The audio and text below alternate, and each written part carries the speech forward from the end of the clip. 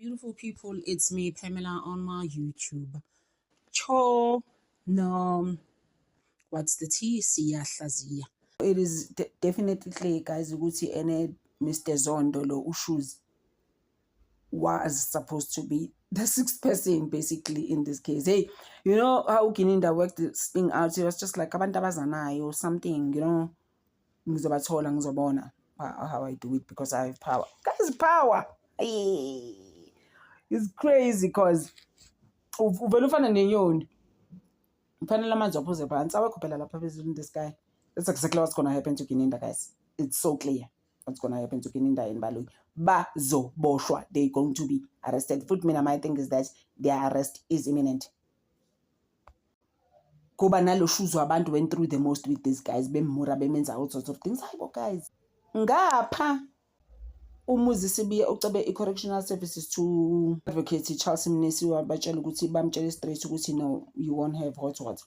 Like there's some petty thing that's going on there, and then he was actually even confined in solitary confinement for 24 hours. But it's not funny, but how he puts it, I was just like, please now. Like really, what's why Kulme one? Tumnisi and he's playing alone. Umuzi sibiya. Imagine, guys, I was just about to think, you know what, I'm sure these guys, and Brigadier Gininda still has an influence there at correctional services. There's some stuff about as well that is telling them there because with him he used to do stuff and he used to tell them so he was controlling them literally until the court said no. Remember, in 2024, I even made a video. Why is Brigadier Gininda gatekeeping? I used to call him a gatekeeper in 2024. He's gatekeeping correctional services now. He's there. We gatekeeper there. Like crazy things like that. Zondo now accompany us because there are certain questions we want to put to you. What then happened from there? Masiphinde sibuyele emuva kancane ke sithathe ke usibeke futhi lapha kule ndawo ngale ngathi uthi ke baye bathi wena Zondo kofuna uhambe nathi manje khona imibuzo ke esifuna ukubuza yona wasebenza kalana. So mangifika la emotweni before ngize emotweni ngoba le ndawo ehlala kuyo ama-flat abiyelwe odwa ihostel ngaphandle kunegate longena imoto kunegate ahamba ngenyawo. Macala baba. Before I could reach the car, because the way the setup of the area is the hostel, there's a demarcation between the residential area and the hostel. Yes. Babehamba nami Nkosi enkantolo ungizwisa ubuhlungu kakhulu. Abahlali babelunguza ngeminyango namafastela emkhonjwe ngeyibhanga isiwe emotweni. As I was going with them, my lord, what pained me most is that the people staying around there, they were looking through the windows. I was being walked by the police, pointed with the firearms. Now let's talk about Mr. Zondo. Just to track back, you said a police officer by the name of Mohani, Mabena, descended upon your residence in the company of the TRT, what you call the berets. They were wearing berets. Is that correct? Masiphinde futhi sibile futhi emuva ke mntwana Zondo ke uye wathi ke ulona uMabena wafika ke namanye amaphoyisa ke la agqoka ama-beret angithi bafika la uhlala khona. At that time, how many police officers approximately came to your room on that day? Manje ke uma nje mhlawumbe ungasibekela lo muqakele ukuthi waba amaphoyisa amangaki afika lapha ekamereni lakho ngalolo suku. Nkosi enkantolo ngicela ukuthi ubela kancane ngemuva kancane. Nalo owangena. Can I just go back a bit? Owangena endlini namaphoyisa umkhari oyigqoka ijazi ephethe ibhuku egqoka ama-morning shoes. The person that went inside the room, my lord, is Mohane. On that day, was wearing a jacket and carrying a book and also wearing morning shoes. Okay. And then Mohane descends on your room. He's accompanied by TRT, Tactical Response Team officers. How many of the TRT members were there in your room, not in the vicinity, in your room? Manje ke uMohane nangabe ke uyeza ke nalamaphoyisa ama-beret angithi uthi kumeli ke manje ke lamaphoyisa ama-beret ke amangaki angena phakathi kwe-room lakho. Senkantolo angifuni ukuqamba amanga angisakhumbula ukuba amanye ayila i-sitting room amanye angena ngaphathe roomini. My lord, I don't want to lie before the court because some were in the sitting room and others went inside the room. And you stated that the TRT members were visibly armed. How were they armed? Uthi ke amaphoyisa ke lawo ama-beret ke behlomile ke uthi kumele ke behlome ngani noma behlome njani? Ephethe ibhamu enkulu. They were carrying long firearms.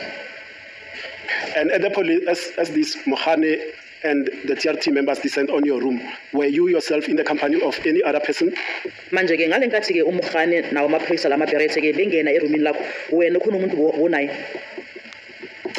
wena uMkhane namaphoyisa lawo awamaBerete bangena erumini lakho ngithi wena manje ke ubunobani benginobuthelezi ngangihlala endlini. I was with Buthelezi who I was staying with in the same house or room. Is the Buthelezi that you are referring to the same Jack Buthelezi that came here in court and gave evidence in these proceedings? Manje ke lo Buthelezi ke wena lokhuluma ngaye uyena ke uButhelezi lo bambiza ukuthi uJack Buthelezi lo naye oweza la enkantolo ezothula ufakazi. Yebo Nkosi enkantolo. Yes, I'm referring to the same. And now the police officers have requested you that come with us, we are going to put some questions to you. Where were you taken from your room? Manje ke nawo amaphoyisa ke athi kuwena ke Zondo silandele ke sifuna ukubuza imibuzo ke. Sorry ngale ngathi bekuthatha ke room lakhe nasenya kuphi. Sathi masize endleleni egedeni longena ngathi ngenyawo nazi imoto zo 3 zimile lapho mazimele zimantana. My lord, as we were approaching the gate, the foot gate, I then saw 3 cars that were outside. What is it, 3? Okay. Basenkantolo eyodwa mangifika sizofika kuzimoto igate yabihamba kwashiyeka ezo2. And then as I was approaching the gate, my lord, one of those motor vehicle left, only 2 remained. Now, let's do this, Mr. Zondo. You are then, Mohani arrives at your place, he tells you that he's Mohani. Did he show you any police identification card at the time? Manje ke masiphinde ke sibuyele emva ke naku manje uMkhane ke uyaqhamuka kuwena ke uyazibika ukuthi uMkhane ngithi manje ke ngangathi ezibusa uMkhane khona mhlawumbe ikhadi alikhipha ke elesiphoyisa elikhombayo ukuthi ngempela ke lo muntu azibiza yena uyena vele ngempela. No my lord. Now, your room has been partially searched, I'll put it like that. When this was done and when Mohani approached you, did he read any constitutional rights to you? Manje ke nakho manje iroom lakho ke seliseshiwe nje kancane ngithanda ukubeka kanjalo ke manje ke uMkhane lo uye wakufundela noma wakutshela ke amalungelo akho nawe ke lo nawo. And by the rights, Mr. Zondo, I'll take you through them. Did Mohani tell you that you have the right to remain silent when he started speaking to you there and then at your residence?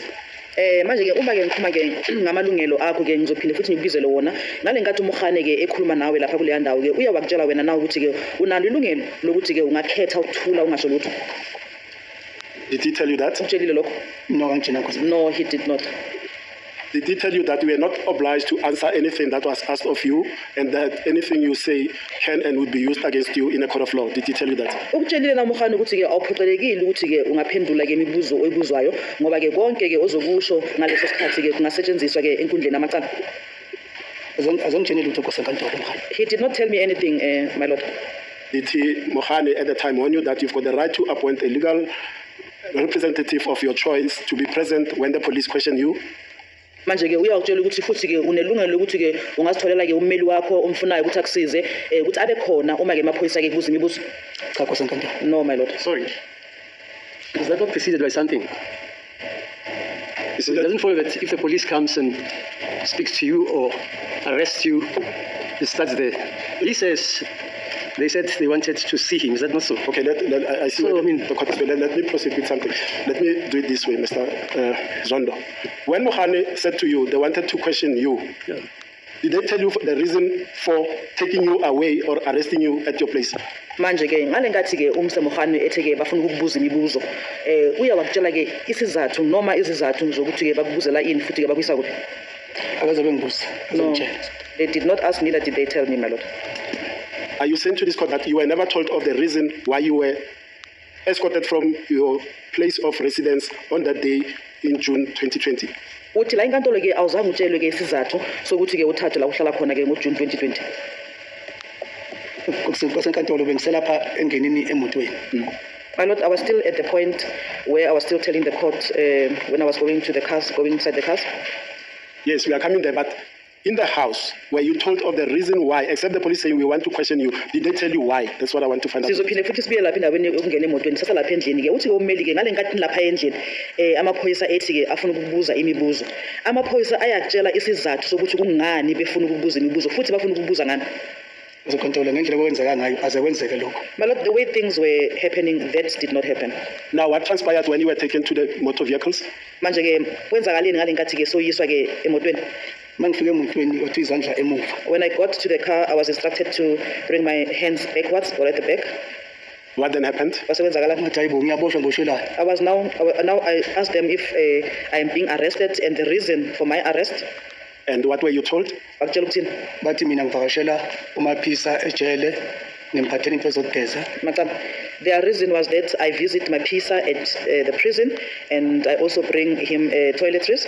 And who exactly was saying that you visited Mapisa in prison and you were bringing in toiletries for him? Manje ubani ubeshe khona lokho ukuthi wena uvakashela umaphisa ejele futhi uyomlethela into zogeza? bungumhari It was Mohani.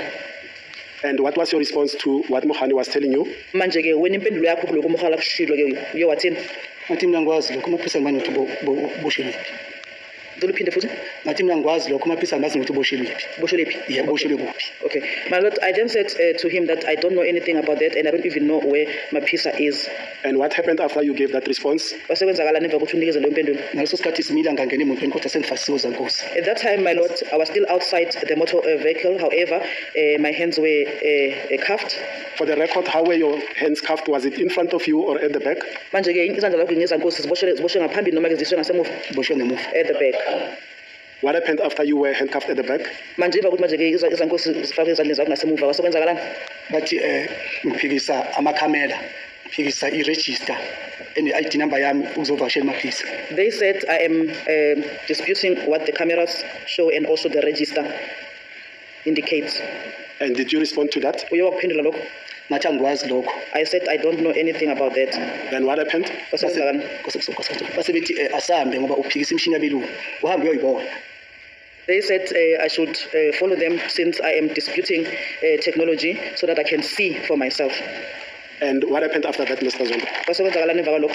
ilapho inkosi enkantolo engavuma khona ukungena emotweni ngihlala That is when, my Lord, I agreed to go inside the motor vehicle and sat. In which car were you placed on that day? Manje ke wena ke ubufakwe kwiphi imoto ke ngalolo suku? lezi moto ezimhlophe ey'vulwa ngapha emaceleni ngithi zava VW uma ngaqaphelanga kahle